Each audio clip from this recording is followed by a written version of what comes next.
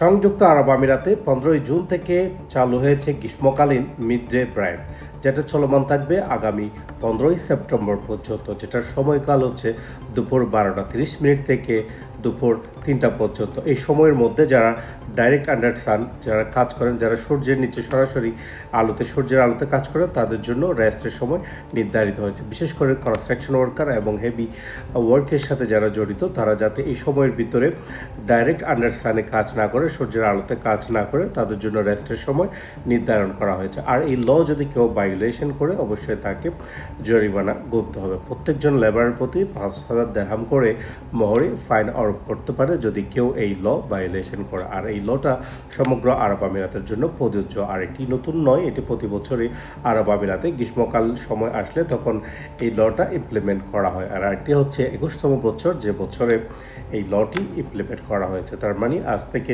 21 বছর আগেই এই লটা এই দেশে শুরু করা হয়েছিল। সো এটার কন্টিনিউশন এখনও চলছে, ভবিষ্যতেও চলবে। আর আমরা জানি কেন করা হয় এটা মিড ডে ব্রেক, কারণ ওয়ার্কারদের জীবন রক্ষার জন্য। কারণ এই গরমে যদি ওয়ার্কাররা ভর দুপুরে কাজ করে, অনেক সময় তারা হিট স্ট্রোক করতে পারে, তারা বিভিন্ন ধরনের সমস্যার সম্মুখীন হতে পারে। সেজন্য তাদের জীবনের নিরাপত্তার কথা ভেবেই সংযুক্ত আরব আমিরাতের সরকার এই ধরনের পদক্ষেপ নিয়ে থাকেন।